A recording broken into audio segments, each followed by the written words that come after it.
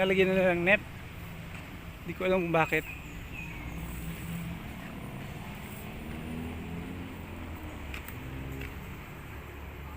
Siguro protection para ano pag mag-landslide.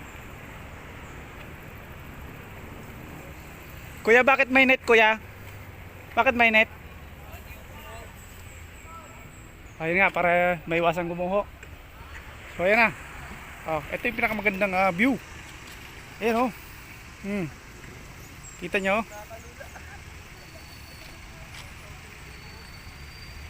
Mula doon sa pinakababa, galing kami doon, paakyat, ganoon. Mikot kami dyan.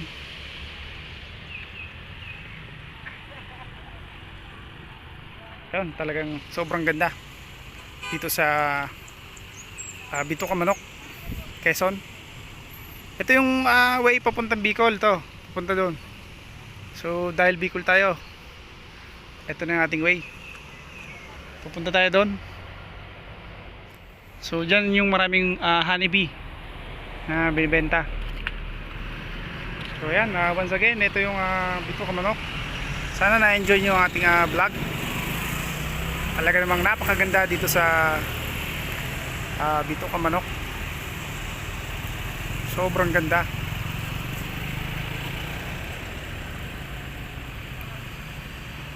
At maganda rin ang ating camera ngayon. Ito ay Oppo. Ayan, ang ganda ng camera natin.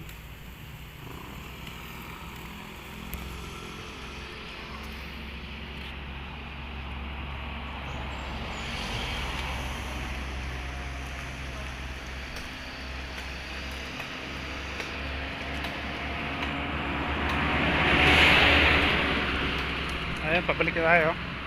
Ayun. Kuya, shout out. Makita mo to. Hype na barbero sa YouTube.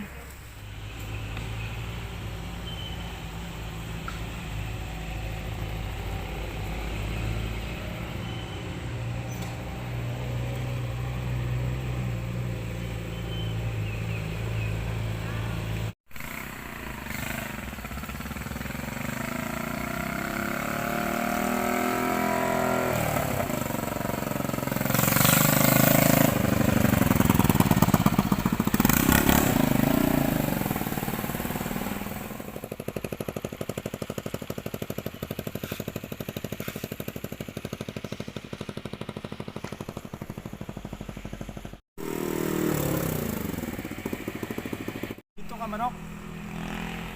Ito talaga yung pinakamagandang mag-rides dito dahil napakalamig ng lugar dito. Sobrang ganda. Nakakatayo naman oh, ganda oh. Hanggang dun.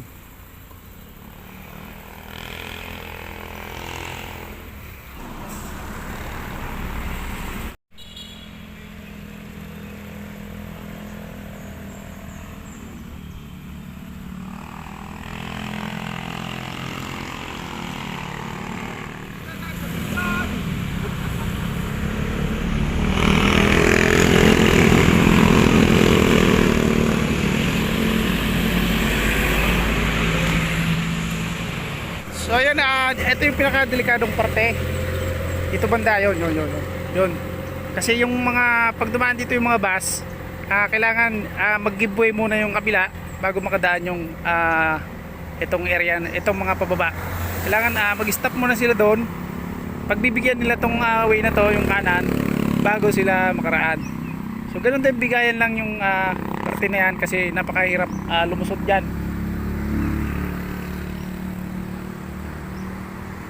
Naka-live ka? Ano ka dito? Hype na barbero sa channel ko. Ano pangalan mo? Heaven Gandia po. Ha? Heaven Gandia. Heaven Gandia. Hype na barbero. It's YPE hype. Hype na barbero. Ito yung bike niya, no? Heaven.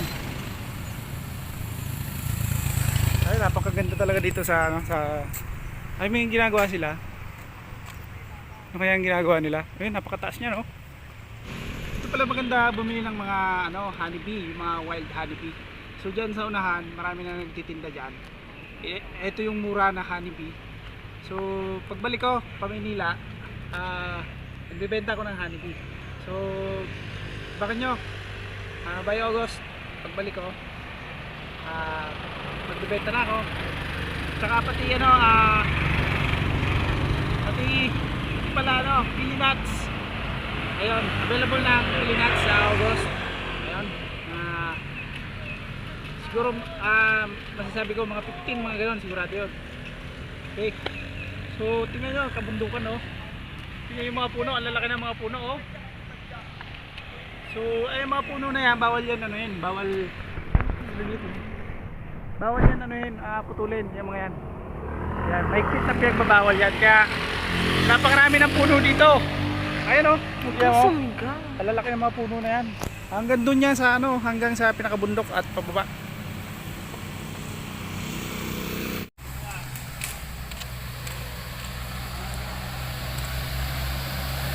So, hirap na hirap umakyat yung mga sasakyan dito. Pag pababa, kailangan na dahan-dahan ka lang para hindi kayo madisgrasya. So tingnan mo yan, kinain niya yung linya para makatawid siya dyan. Ganyan ang palaging nangyayari dyan sa area na yan. Kaya napakadelikado. Kaya tingnan, may bantay sila lagi. Ayan at may bantay din doon. Para yung papasok dyan, alam na kaagad nito. Tapos yung papasok naman doon, alam niya. Kukulit nga po ng sasakyan eh. Bakit? Dito nga po dapat ako dadaan. Kinain po ito. Kinain? Opo, yung sasakyan. O kakainin. Mga kotse po. Kakainin talaga niya yan. Dito po sa kabila. Oo. Kaya po dito na ako dumaan. Delikado talaga yung area na yan. Sige, panoorin mo hype na barbero. Opo. Ingat kayo Opo. Saan kayo galing? Kalawad po. Kalawag. Laguna. Laguna pa? Bicol kami. Bicol kayo? Layo ng biyahe nyo Bicol din kami pero na motor. Sa Santa Elena po. Oo. Nadaanan niyo po ba? Malapit na po dyan. Santa Elena. Anong sakop, Kamsur? Layo pa. Malayo pa. Layo pa. Oo. Pero kaya naman. Kaya nyo yan maghapon. Hindi po. Andun po kami sa Bicol. Ano po oras? Mga oras. Mga ilang kilometer kaya kuya? Malayo pa yan. Basta malayo. Siguro ang biyahe nyo mga pa yan, mga Sa hanggang Tigbinan na po kami. Tigbinan. Tigbinan lang kayo. Mga 3 hours siguro kayo. Kaya po. Sige, ingat. Hindi pa. Hindi pa tayo mismo sa ano? Tigbinan talaga tayo. Tigbinan, may mga kamag-anak kami dyan.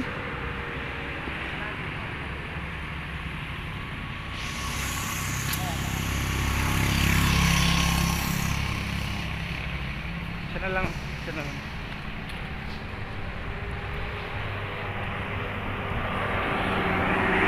Lalakad lang muna tayo. Dahil kailangan nating videoan yung nandun banda. Yung pangalan ng kailangan klaro kasi hindi pa klaro, so dapat klaro yung pangalan.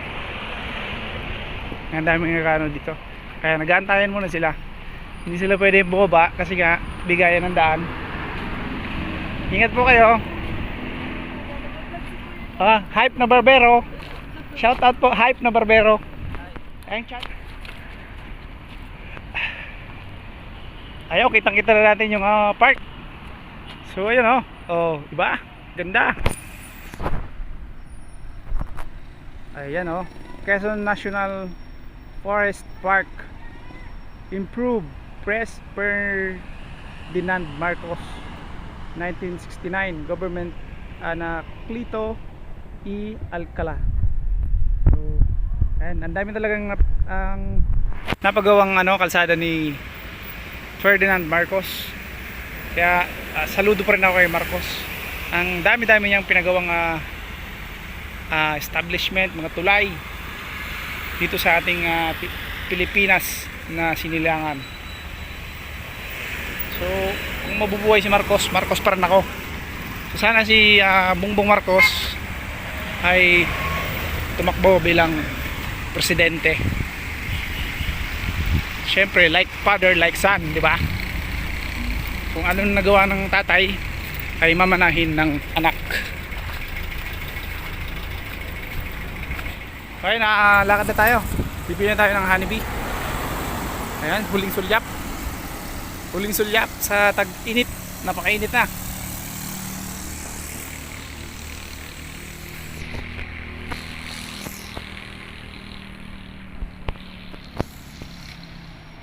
Sana na-enjoy nyo ang view. Thank you so much. So ayun, galing dun sa Bituka Manok, 2 minutes papunta dito ay merong maliit na park. Pwede ka dito magpahinga. Ayun. So meron din sila CR. Yan. Magkano bayad sa CR? Ma'am?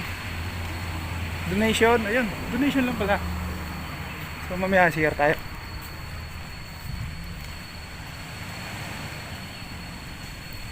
Ayan o. Pwede ka dito magpahinga sa Atimbonan, Quezon, sa kanilang park.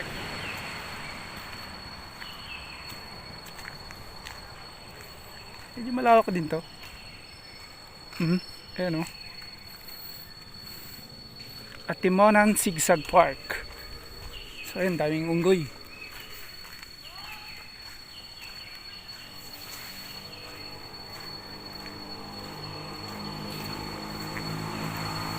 Ayan.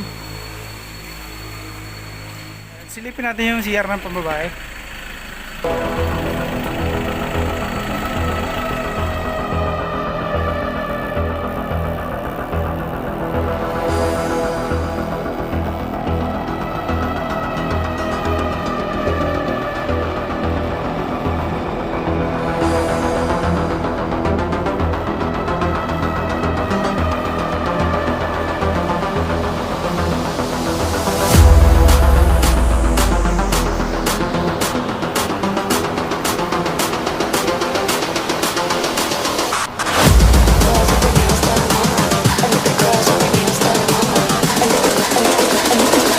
I think the girls with their nails done now.